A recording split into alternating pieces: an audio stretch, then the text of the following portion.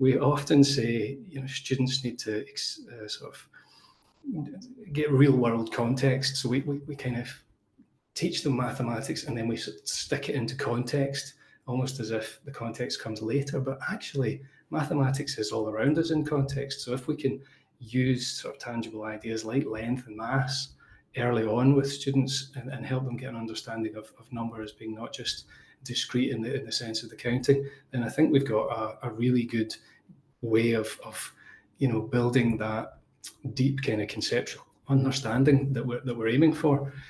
You talk about coherence. I think that's so important. And again, you talked about the enacted curriculum there, because what we write on paper in our curriculum is not necessarily what the teachers, are working on with the students, and it's not necessarily what's received or retained by the students at the end of the day.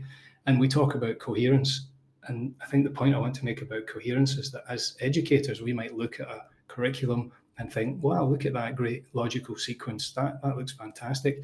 But we must view the coherence through the eyes of the student instead. It's got to make sense for them.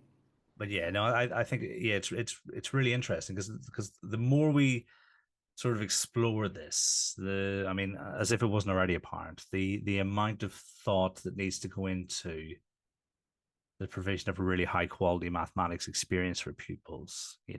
I mean, it's a lot, and especially in primary when you've got, say, roughly 13 subjects, depending on where you are, to think about. But I do think it's worth doing, because once you've thought through it once, then you're just supplementing that thought process the next time. Like the first, I was exploring the addition of 3 add-ins at like this training I was being trained. And I remember the first time I had to teach that and really spending time thinking about the use of color, which manipulatives I wanted to use, what representations, when was I going to bridge across 10. And now I can just, it's almost as if that's already there. So if someone says, right, you're teaching the addition of 3 add-ins, then off you go.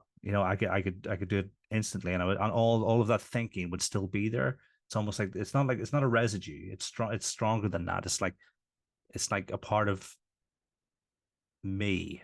I don't really know how to articulate that. So I think, even though it does, there's a lot of thinking to do. I think the first time you do it, it's difficult, it's time consuming, but every other time after that is, I think it definitely gets better. Or certainly it's less time intensive.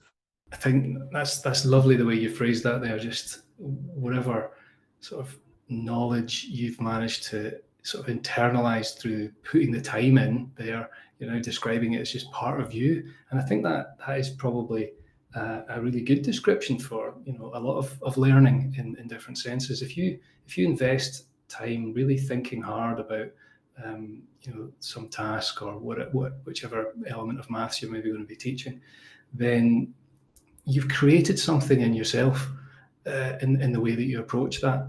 And so it is part of you.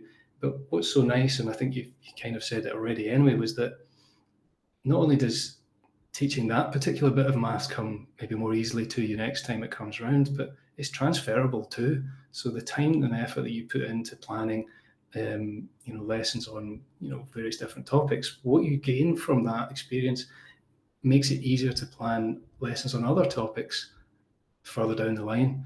And in that way, we're continuing to develop and improve as teachers. And surely the consequence of that is that the outcomes for our students continue to grow with us. If we get better, they get better. We definitely covered in one of our early webinars, and maybe people who've listened to the podcast for a long time would be familiar with me saying this thing, but it's if you're a math subject leader, knowing the journey intimately allows you then to support your teachers in getting into that point. Because if you know why the decisions have been made and the way they've been made, the pedagogic model, what's good, and even just with the sequencing and the connections and the structure, as a subject leader, if you are fully aware of that, and it won't happen overnight, it may be, what are we in? It's June now. you sit down and you spend time thinking about those, particularly those tricky bits, the bits that teachers talk about, as the pupils always struggle here. And if you know why those decisions have been made, then you know whether or not they're necessary or whether the struggle is unproductive and stuff. And just as you're speaking, that's why I thought, okay, so there's a lot for teachers, but actually subject leaders as well can almost lighten that load. And so yeah, so that, I mean that it's almost as if this paper hasn't necessarily given me anything to take away, but it's definitely good food for thought. So while I wouldn't necessarily recommend reading it, I think thinking about the points raised as a subject leader, as a school leader, as a teacher, always really, really important, because if the coherence doesn't exist in your whatever you're using, then I think it falls to you as a collective to ensure that every child who goes through your school has the opportunity to access that high quality journey through mathematics. Because then by the time they get to you guys in secondary and it's time for their high stakes tests, then they are able to confidently manipulate things like surds or quadratic equations, because I've seen adults shudder at the word surd before, and maybe they had a bad experience in school. But yeah, I think that's where I've landed on this.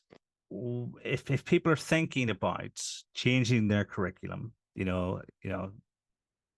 are thinking about what the future of mathematics looks like in their school, then do get in touch with me and Stuart, because we've been thinking really, really deeply about our curriculum that we've developed, the story of mathematics, which runs from birth to the end of primary. So for nursery, reception, and then all the primary sort of classes. If now is the time for a change, and obviously if you've spent time thinking about a change and you've just implemented things, then this is not for you.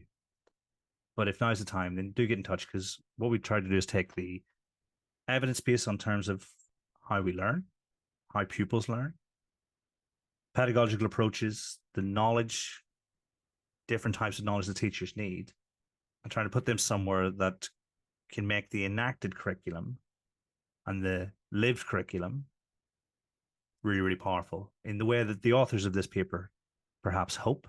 And if we go back to Freudenthal at the start of the episode, where maths is an activity, a sense-making activity, then it might be for you.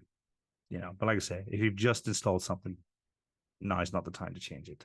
The only thing I might add is that what we're trying to do with the Story of Maths curriculum is provide a resource that will help teachers become better rather than stagnate. So there's opportunities in there with the subject knowledge and the pedagogical approaches and the models and representations for teachers to just think again, perhaps about how they would traditionally teach an idea, and then see if they can add something to that. Plus, there's tools on the Story of Maths to help teachers be much more sort of responsive and adaptive to the needs of their student, because I feel quite strongly that a one size fits all curriculum is not really the answer, given that schools and classrooms all over the world contain students with very different backgrounds and prior experiences and prior knowledge. And so a curriculum that allows teachers to be adaptive is a really powerful thing, and that's what we have with the Story of Maths.